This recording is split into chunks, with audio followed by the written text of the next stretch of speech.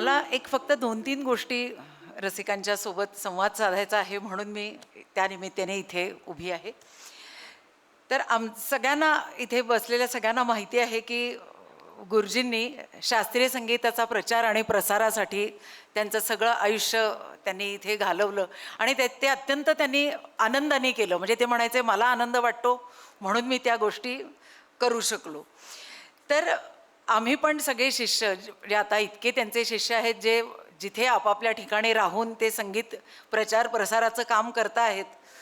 तर हाच वारसा आम्ही पुढे चालवण्याच्यासाठी म्हणून एक 2-3 गोष्टी आमच्या या वेळेला असा मी करण्याचा मानस केला आहे की पुढच्या वर्षी जर आपण एखाद्या कलाकार म्हणजे गायिका किंवा एखादा गायकाला जर त्यांच्या स्मृतीप्रित्यर्थ एखादा पुरस्कार देऊ शकलो तर फार चांगलं ते आणि कायमस्वरूपी ती गोष्ट होऊ शकते.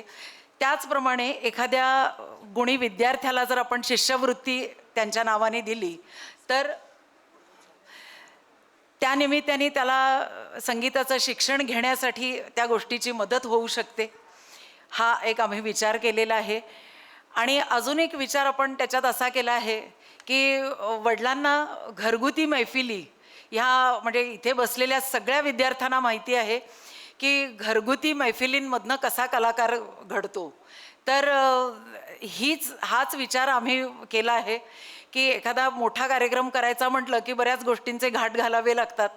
तर त्याच्याऐवजी आपण जर छोटेखानी घरगुती बैठका घेतल्या तर त्याच्यासाठी आपल्याला कोणीही जर म्हणजे त्यानिमित्ताने आम्ही आपल्या सगळ्यांनाही आवाहन करतोय की आता प्रत्येकाच्या घरामध्ये साधारण जेवढी काही जागा असेल 30-40 लोक बसत असतील आणि अशा जर आपण घरगुती मैफिली ज्याच्यात आपण नवनवीन आर्टिस्ट त्याच्यामध्ये बोलवूया आणि अशा जर दर 2 महिन्यांनी जर मैफिली आपण सुरू केल्या तर एक व्यवस्थित छान चळवळ आपण सुरू करू शकू. तर या निमित्ताने मी आवाहन करते की तुम्ही पण सांगा तुम्हाला जर तुमच्या घरी छान अशी मैफिल करायची असेल. वा वा वा 2 महत्त्वाचे हात इथे उभे आहेत. तर चला पहिली मैफिल आपण लगेच सुरू करू. बस पुढच्या जूनमध्ये मैफिल आपण सुरू करूया है ना. एक विद्यार्थी आणि एखादा बाहेरचा आर्टिस्ट असा आपण एक छान तशी मैफिल सुरू करू शकतो. आणि अजून एक माझी अशी इच्छा आहे की वडिलांचं असं नेहमी एक म्हणणं असायचं की आपण म्हणजे ही तर गोष्ट चांगलीच आहे की त्यानिमित्ताने मराठवाड्यामध्ये अनेक मोठमोठे जगप्रसिद्ध आर्टिस्ट आजपर्यंत येऊन गेलेले आहेत. पण त्यांचं असं पण एक म्हणणं असं होतं की आपल्याकडच्या आर्टिस्टला तुम्ही मुंबई पुण्यामध्ये नेऊन त्यांचे कार्यक्रम करा किंवा आता जी काही प्रसिद्धीच्या ज्या काही गोष्टी आहेत त्या करा. तर तो विचार घेऊन मी पण तिथे असा विचार करते की आपल्याकडच्या मराठवाड्यातल्या चांगल्या कलाकारांना आपण तिथे मुंबईमध्ये म्हणजे ठाणं माझ्या हातात आहे म्हणून मी ठाण्यापर्यंत तिथे आपण दर 2 महिन्यांनी एक मैफिल अशी सुरू करायचा आपण एक मानस घेतलेला आहे. आणि माझ्या स्टुडिओत देवाच्या कृपेने 100 लोक बसतील एवढी जागा आहे आणि त्याच हॉलमध्ये आपण दर 2 महिन्यांनी मैफिली सुरू करू. तर त्यात मी सावनीचं नाव पहिलं ठरवून पण ठेवलेलं आहे. म्हणजे सावनीवरती रुमाल टाकून ठेवला आहे की तिचं गाणं करूया आपण त्यानिमित्ताने तिथे. आणि कारण ती हल्ली उत्तम खूप सगळीकडे छान गाते. असे आपल्या मराठवाड्यामध्ये खूप आर्टिस्ट आहेत की जे सगळीकडे उत्तम त्यांची प्रगती आहे. तर हा विचार घेऊन आपण तिथे पण कार्यक्रम असे सुरू करणार आहोत. तेव्हा ह्या 2-4 गोष्टी आपल्यापर्यंत बोलायच्या होत्या आणि ज्या उत्साहाने याला आपल्याला रिस्पॉन्स मिळतोय तर तेव्हा पुढच्या ही जी पहिली मैफिल आम्ही करू तेव्हा दुसऱ्या घरगुती मैफिल जिथे करायची त्यांनी आम्हाला आधीच सांगा म्हणजे त्या कार्यक्रमात आपण पुढची मैफिल पण डिक्लेअर करूया. तर असाच तुमचा सहयोग राहू द्या. गुरुजींचं आयुष्य परिसासारखंच राहिलं आहे. जिथे जिथे त्यांचा स्पर्श झाला तिथे तिथे सोनं होत गेलं आहे. अशाच एका छोट्याशा गोष्टीला त्यांचा स्पर्श होतो.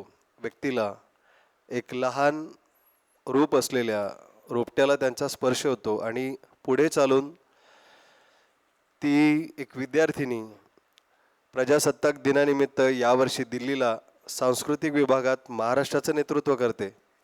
आणि याचं श्रेय ती लहान असताना तिच्यावर झालेल्या गुरुजींच्या संस्कारांना देते. या कार्यक्रमाच्या ठिकाणी तिला 2 मिनिटं बोलण्याची आम्ही संधी देत आहोत. कुमारी रेवा स्मिता दीक्षित.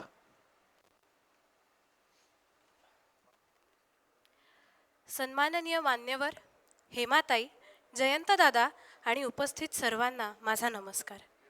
मी जेमतेम 6 वर्षांची असताना माझी आजी मला गुरुजींकडे गाणं शिकायला घेऊन आली. गुरुजींनी अखेरपर्यंत माझ्यावर गाण्याचे संस्कार केले. अगदी बारीक लक्ष देऊन प्रत्येक सूर पक्का करून घेतला. कोविडच्या काळात हेमाताईंनी ऑनलाईन क्लास घेतल्यामुळे त्यात खंड पडला नाही. याच संस्कारांच्या बळावर मी एक छोटंसं यश साध्य केलं.